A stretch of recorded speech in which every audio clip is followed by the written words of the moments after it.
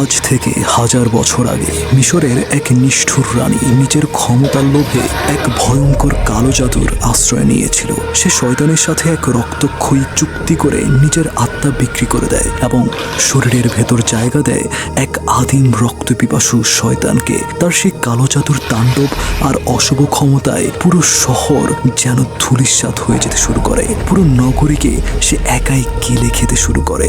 মানুষ তখন দিশেহারা হয়ে প্রাচীন মিশরীয় মন্ত্র কাগজে লিখে দিয়ে তার পুরো শরীরে মুড়িয়ে দেয়। এরপর তাকে জ্যান্ত অবস্থায় লোহা আর শৃঙ্খলে বন্দি করে মাটির গভীরে একটি কফিনে পড়ে পুঁতে ফেলা হয়েছিল, যাতে সেই অভিশপ্ত আত্মা কোনো দিন পৃথিবীর আলো না দেখতে পারে। একদল প্রত্নতাত্ত্বিক যখন সেই কফিনটি খুঁজে পায়, তখন তারা অজান্তেই মুক্ত করে দেয় সেই 3000 বছর আগের প্রাচীন শয়তানকে। আর তখনই গল্পে প্রবেশ করে এক রহস্যময়ী মিশরীয় মহিলা, যে মূলত ছিল সেই প্রাচীন কালো জাদুর একজন অনুসারী। কিন্তু 3000 বছর আগের এই নাসমারিনিয়ান শয়তান পৃথিবীতে টিকে থাকার জন্য তার দরকার ছিল একটা নিখুঁত এবং নিষ্পাপ শিশুর দেহ। আর তাই সেই মিশরীয় মহিলা এক ছোট্ট মেয়েকে কিডন্যাপ করে প্রাচীন কালো জাদুর এক ভয়ঙ্কর রিচুয়ালের মাধ্যমে নাসমারিনিয়ান শয়তানকে তার শরীরের ভেতর ঢুকিয়ে দেয়। কেন এই নাসমারিনিয়ান শয়তান হাজার বছর পর আবারও পৃথিবীতে ফিরে এসেছে? কি তার আসল উদ্দেশ্য? আজ আপনাদের সাথে আছি আমি মেহেদী হাসান তুর্য, আর আপনারা দেখছেন ভূত মাস্টার। গল্পের শুরুতেই আমরা মিশরীয় একজন জাদুকর মহিলাকে দেখতে পাই। সে তার পরিবার নিয়ে নিজ বাড়িতেই ফিরে আসছিল। বাসায় আসার পর তার ছোট্ট মেয়ে লায়লা পাখির জন্য খাবার দিতে গেলে দেখতে পায় পাখিটা মরে পড়ে আছে, আর খুবই বিভৎসভাবে পাখিটা মারা গেছে। দেখেই মনে হচ্ছে যেন কোনো নরপিশাচ পাখিটাকে গলা টেপে হত্যা করেছে। জাদুকর তখন পাখিটাকে বাঁচানোর চেষ্টার বদলে উল্টো সেটাকে হাতের মুঠোয় চেপে ধরে। জাদুকর মহিলা তাদের ঘরের নিচে সুড়ঙ্গের ভেতরে চলে আসে 3000 বছর আগের পুঁতে রাখা সেই মমিটাকে দেখার জন্য, কারণ তারা পাখিটার বিভৎস মৃত্যু দেখে কিছু একটা সন্দেহ করতে পেরেছিল। পিরামিডের পাশেই সুড়ঙ্গের ভেতর থেকে তারা কফিনটা বের করে। এরপর তার স্বামী ধীরে ধীরে কফিনটা খোলার আপ্রাণ চেষ্টা করতে থাকে। কফিনটা কিছুটা ফাঁকা হলে জাদুকর মহিলা সেটার ফাঁক দিয়ে মমিটাকে দেখতে থাকে এবং তার স্বামীকে বলে সে এখনো ঘুমিয়ে আছে। স্বস্তিতে তার স্বামী নিঃশ্বাস ছাড়লে মুহূর্তের মাঝেই মমিটা জীবন্ত হয়ে ওঠে এবং শিকল দিয়ে তার চোখের সামনেই নিজ স্বামীকে ঝুলিয়ে মেরে ফেলে। এর মানে মৃত পাখিটাকে দেখে তার হওয়া সন্দেহটাই চরম সত্যি ছিল। এরপর চার্লি এবং লারিসা নামের এই সুখী দম্পতিকে দেখতে পাই আমরা। 2 ছেলে মেয়ে নিয়ে তারা বেশ সুখেই দিন কাটাচ্ছিল। একদিন তাদের মেয়ে ক্যাটি বাগানে বসে আপন মনে খেলাধুলা করছিল। হঠাৎই সেই জাদুকর মহিলাটি পেছন থেকে এসে তাকে ডাকতে শুরু করে। তখন কেটি বলে, লায়লা কোথায়? জাদুকর বলে, আমি লায়লার মা, সে খুব অসুস্থ, তাই খেলায় আসতে পারিনি বলে সেটা আমি তোমাকে জানাতে এসেছি। তুমি কি জাদু দেখবে? শুনে কেটি সাথে সাথে রাজি হয়ে যায়। এদিকে বাড়িতে তার বাবা চার্লি আলমিরা খুলতেই অনেকগুলো ক্যান্ডি দেখতে পায়। অন্যদিকে জাদুকর ম্যাজিকের মাধ্যমে তাকে একটি ক্যান্ডি দেয়। ক্যান্ডি নিয়ে ক্যাটি খুশি মনে চলে যেতে থাকলে জাদুকর বলে ওঠে, দাঁড়াও, তোমার জন্য আরও একটি ম্যাজিক রয়েছে। তোমার জন্য আমি বিশেষ রসালো এবং মিষ্টি একটি ফল নিয়ে এসেছি। এটা চকলেটের থেকেও বেশি সুস্বাদু। ওইদিকে চার্লি তার ছেলেকে এসে চকলেটের ব্যাপারে জিজ্ঞেস করলে সে বলে ওঠে এগুলো কেটিকে তার বন্ধু প্রতিদিন দিয়ে যায়। বাগানের পেছনে তার বন্ধু প্রতিদিন তার সাথে দেখা করে। বাগানে কেটি সেই রসালো ফলটি হাতে নিতেই জাদুকর মন্ত্র পড়া শুরু করে দেয়। সাথে সাথে ফলটির ভেতর থেকে একটা হিংস্র পোকা বের হয়ে কেটির মুখের ভেতর ঢুকে যায়। কেটি ছটফট করতে শুরু করে দেয়। ততক্ষণেই চার্লি মেয়েকে খুঁজতে বাগানের এদিক সেদিক ছোটাছুটি করতে থাকে। কেটির পুতুলকে দেখতে পেলেও তাকে কোথাও খুঁজে পাওয়া যায় না। ততক্ষণে প্রচন্ড ঝড়ো হাওয়া শুরু হয়ে যায় চারদিকে। চার্লি দেখে কেউ একজন কেটিকে নিয়ে পালিয়ে যাচ্ছে। পেছন পেছন পাগল প্রায় হয়ে বাবা তার মেয়েকে খুঁজতে থাকলেও ঝড়ের কবলে পড়ে চারিদিকে কিছুই দেখতে পাচ্ছিল না। ততক্ষণে তার মেয়েকে নিয়ে সে জাদুকর উধাও হয়ে যায়। মেয়েকে খুঁজে না পেয়ে তারা আইনের কাছে এসে তাদের মেয়েকে খুঁজে দেওয়ার কথা বলে, কিন্তু শত খুঁজেও কেটিকে কোথাও পাওয়া যায়নি। এরপর 8 বছর কেটে যায়। 8 বছর পরের দৃশ্য আমরা দেখতে পাই। আজও তারা কেটির জিনিসপত্র সযত্নে আগলে রাখে। ততদিনে কেটির মেউড নামের আরেকজন বোনের জন্ম হয়। তাদের নানু কারণ তাদের সাথেই থাকে এখন। বেশ ভালোই দিন কাটছিল তাদের। একদিন একজন কিশোর সাইকেল চালিয়ে যাচ্ছিল। হঠাৎই পাশে একটা প্লেন ক্র্যাশ হয়। ছেলেটি এগিয়ে যেতেই দেখতে পায় প্লেনে থাকা দুজন লোকই খুবই বিকৃত অবস্থায় মারা গিয়েছে।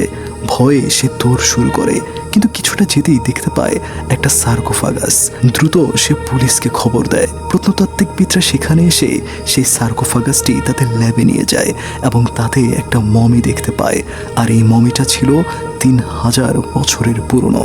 আর সেটা তারা বুঝতে পারে মমির গায়ে জড়ানো সেই লেখাগুলো দেখেই। পরীক্ষা নিরীক্ষার এক পর্যায়ে মমিটা হঠাৎ জীবন্ত হয়ে ওঠে। চার্লির কাছে ফোন আসে এবং তাকে জানানো হয় 8 বছর আগে তাদের হারিয়ে যাওয়া মেয়ে কেটিকে খুঁজে পাওয়া গিয়েছে। তবে সবথেকে আশ্চর্যের বিষয় হলো তাদের মেয়ে অন্ধকার সেই কফিনের ভেতর এতগুলো বছর থেকেও বেঁচে রয়েছে। এমনকি সূর্যের আলো তার শরীরে পৌঁছাতে না পারার কারণে অপুষ্টিতে ভুগলেও সাধারণ মানুষের তুলনায় তার পালস রেট 85 উপরে অস্বাভাবিক মাত্রায় বেড়ে গিয়েছে। শারীরিকভাবে সে খুবই শক্তিশালী। নিজ মেয়েকে তারা এতগুলো বছর পর দেখে ইমোশনাল হয়ে গেলেও সাথে কিছুটা হতভম্ব হয়। তখন ডিটেকটিভ ডালিয়া এসে বলতে থাকে বিধ্বস্ত হওয়া প্লেনটিতে সার্কোফাগাসটিতে করে কেটিকে কোথাও একটা নিয়ে যাওয়া হচ্ছিল, কিন্তু আমরা এখনো খুঁজে বের করতে পারিনি 3000 বছর আগের সার্কোফাগাসে কেটি ঠিক কি করছিল। চার্লি বলে আপনি খুঁজে বের করুন কারা আমার মেয়েকে অপহরণ করেছিল। এরপর কেটিকে নিয়ে তারা নিজ বাড়িতে ফিরে আসে। আর এরপরেই শুরু হয়ে যায় এই বাড়িতে একের পর এক অভিশপ্ত খেলা।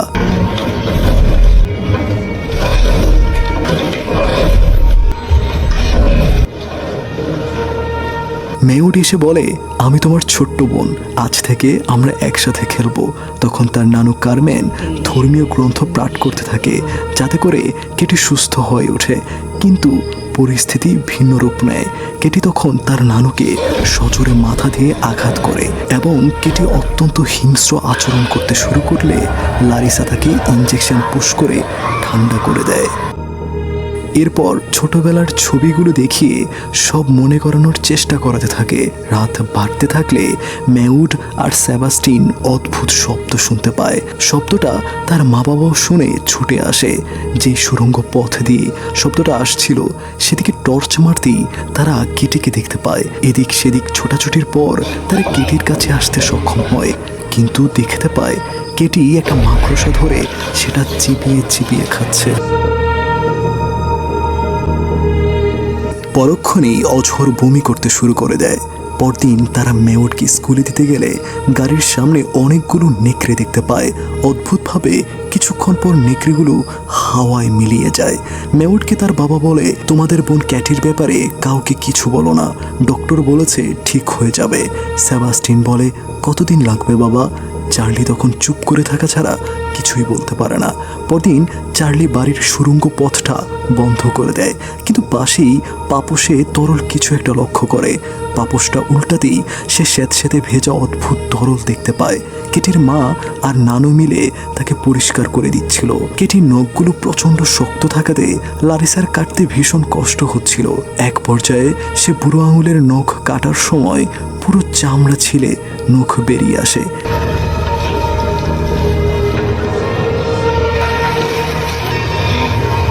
কেটি তখন একটা রড দিয়ে তার ছিলে যাওয়া পাটাকে ক্ষত বিক্ষত করতে শুরু করে দেয়।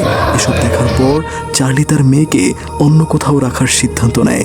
লারিসা রাগ করে বলে দেয় সে আমাদের সাথেই থাকবে, কেননা দীর্ঘ 8 বছর সে আমাদের থেকে দূরে ছিল।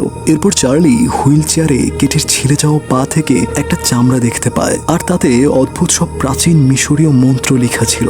বলে রাখি চার্লিও একজন ডিটেকটিভ ছিল, তাই সে কেটির চামড়াগুলো পর্যবেক্ষণ করতে শুরু করে দেয় রহস্য খুঁজে পাওয়ার জন্য। পরদিন সে মেয়ের কাছে এসে তাকে আদর করতে থাকে, আর মেয়ের এই করুণ দশা দেখে কান্নায় ভেঙে পড়ে। তখনই কেটি কিছু একটা বলার চেষ্টা করলে চার্লি তা বোঝার চেষ্টা করে ও তা লিখতে শুরু করে দেয়।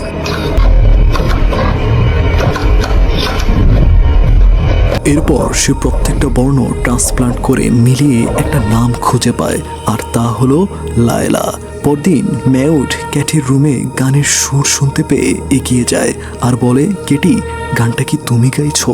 কেটি ভেতর থেকে বলে ওঠে, আমি গানও না, এখন কথাও বলতে পারি।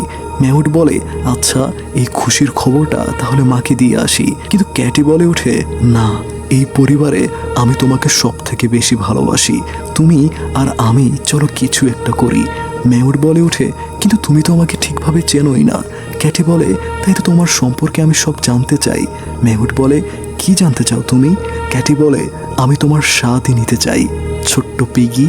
এই বলে তার পায়ে পা রাখলে ম্যাউড ভয়ে দৌড় শুরু করে, কিন্তু কেটি তাকে আটকে ফেলে আর ম্যাউডের ভেতরে ভয়ানক শয়তানের বীজ ঢুকিয়ে দিতে থাকে। চার্লি তখন কেটির ড্রয়ার খুলে পুরনো সব জিনিসপত্র দেখতে থাকে। তখন একটা চিঠি খুঁজে পায়, যেটাতে লেখা ছিল, আমি কেটির সবচেয়ে কাছের বন্ধু, যার নাম লায়লা। কেটি ঠিক এই নামটাই বলার চেষ্টা করেছিল। এটা দেখে তৎক্ষণাৎ চার্লি ডিটেকটিভ ডালিয়াকে ফোন করে লায়লা নামটা জানিয়ে দেয়। এর পরের দিন ম্যাউড ক্লাসে অদ্ভুত আচরণ করতে শুরু করে, এমনকি তার টিচারের সাথেও, আর তাতে ক্যাটি প্রচণ্ড খুশি হয়। ডিটেকটিভ ক্যাটির মিশরীয় বন্ধু লায়লার খোঁজে একটি পুরনো বাড়িতে চলে আসে এবং সেখানে এসে সেই পিরামিডটিকে দেখতে পায়, যেখানে 3000 বছর আগের দানবীয় রাক্ষসটাকে জীবন্ত পুঁতে দেওয়া হয়েছিল। ততক্ষণে জাদুকরও সেই বাড়ির দিকে এগিয়ে আসছিল। ডালিয়ার হাতে ধরা পড়ে গেলে সে ডালিয়াকে আক্রমণ করতে গেলে ডালিয়া তাকে গুলি করে দেয়। ততক্ষণে সেখানে তার সহকর্মী চলে আসে, কিন্তু সে এটা দেখে পালাতে শুরু করলে ডালিয়া তার পেছন পেছন ছুটতে শুরু করে। এক পর্যায়ে সেই মেয়েটি মরুভূমিতে এসে মাটি খুঁড়ে একটি বক্স বের করে। ডালিয়া এগিয়ে গিয়ে বক্সটি ওপেন করতেই সেটার ভেতরে কেটির নাম দেখতে পায়। এর পরের সিনে আমরা দেখতে পাই ম্যাউড সবসময় অদ্ভুত আচরণ করতে থাকে সবার সাথে, যেটা দেখে সবাই বিস্মিত হয়ে পড়ে। বাসার ভেতরে ক্যাটির নানু সৃষ্টিকর্তার নিকট প্রার্থনা করতে থাকে, যা শুনে কেটি কোনোভাবেই সহ্য করতে পারছিল না। তার ভেতর থাকা শয়তান তখন চিৎকার করে ওঠে আর সে তার নানুর উপরই আক্রমণ শুরু করে দেয়। ক্যাটি তখন বলতে থাকে, চিন্তা করবেন না নানু, মারা যাওয়াতে নিশ্চয়ই অনেক মজা লাগছে, তাই না? এই বলে তাকে বাহিরে ছুঁড়ে মারে আর সে গিয়ে পড়ে চার্লির গাড়ির উপরে, যা দেখে ম্যাউড হাসিতে ফেটে পড়ে এবং অনেকগুলো নেকড়ে এসে তার নানুকে খাবলে খাবলে খেতে শুরু করে দেয়। লারিসা এটা দেখে হতবাক হয়ে যায়। লারিসা সিদ্ধান্ত নেয় মেয়েকে এই বাড়ি থেকে সরিয়ে অন্য কোথাও নিয়ে যাবে। ওইদিকে ডালিয়া সেই বাক্সতে একটি সিঁড়ি দেখতে পায়, যেটা ওপেন করতেই সে দেখতে পায় জাদুকর কেটির উপর সেদিন কি আচরণ করেছিল। এদিকে নিজের অজান্তেই ম্যাউড এক এক করে তার সমস্ত দাঁতগুলো উপড়ে ফেলতে থাকে। আর তার ভাই সেবাস্টিন যখন কেটির রুমের পাশ দিয়ে যাচ্ছিল, তখন কেটি বলতে শুরু করে, আজ বাড়িতে পার্টি চলছে, দয়া করে তুমি আমাকে সেখানে নিয়ে যাও ভাই, আমি তো তোমার বোন।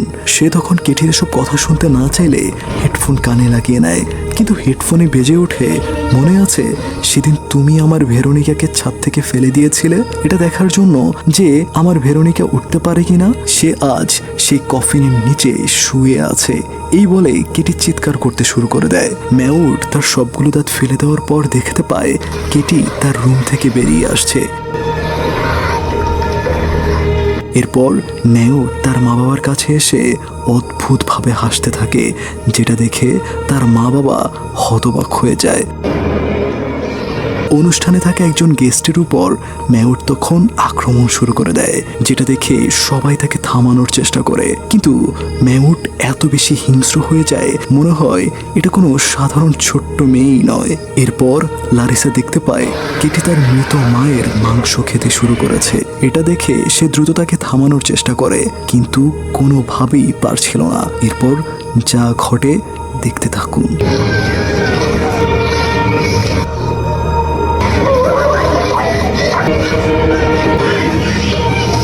কেটিকে বেঁধে ফেলা হলেও সে তার ভেতরের অশুভ শক্তির মাধ্যমে তার ভাইকে আঘাত করতে থাকে।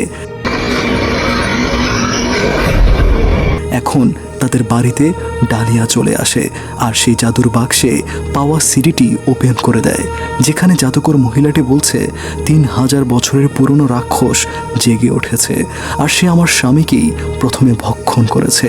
সে এখন এই পৃথিবীতে থাকার জন্য একটা শরীর চায়, তবে তা হবে কোনো নিষ্পাপ শিশুর দেহ।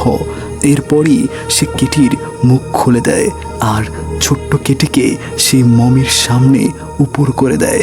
মমির ভেতরে থাকা রাক্ষসটি তখন শিশু কেটির দেহের ভেতরে আশ্রয় নেয়। এরপর আমরা দেখি ক্যাটি তার দেহের চামড়াগুলো এবং পেঁচানো সেই মন্ত্রের কাগজগুলো খুলতে থাকে, যেগুলো সেদিন তার শরীরে পেঁচিয়ে দেওয়া হয়েছিল।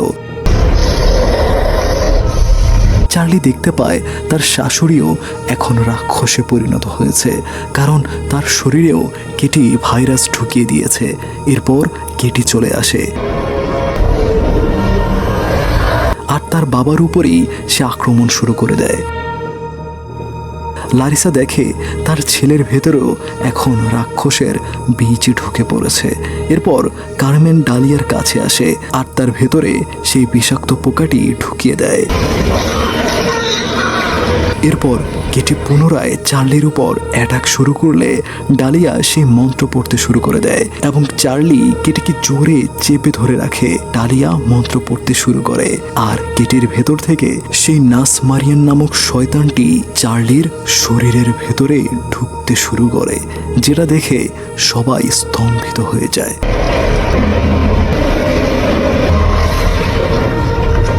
তবে কেটি স্বাভাবিক হতে শুরু করলেও চার্লির ভেতরে এখন নাসমারিয়ান বসবাস করবে। কেটি স্বাভাবিক জীবনে ফিরে এসেছে, সাথে তার বাকি ভাই বোনরাও।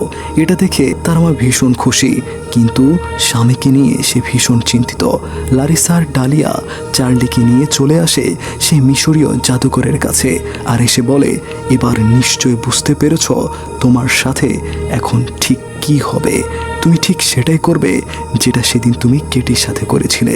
এই বলে তারা দরজা বন্ধ করে দেয়। মানে এখন জাদুকর সেদিন কেটির মতোই রাক্ষসের সামনে বলি হবে আর নাসমারিয়ান রাক্ষসটি জাদুকরের দেহের ভেতরে আশ্রয় নেবে, কেননা এই শয়তান নাকি পৃথিবী ধ্বংসের আগ পর্যন্ত অমর হয়ে থাকবে, তাই তাকে কেবল আটকানোই যাবে, মারা সম্ভব নয়। গল্পটি ভালো লাগলে চ্যানেলটি সাবস্ক্রাইব করবেন এবং বেল আইকনটি বাজিয়ে দিয়ে আমাদের সাথেই থাকবেন।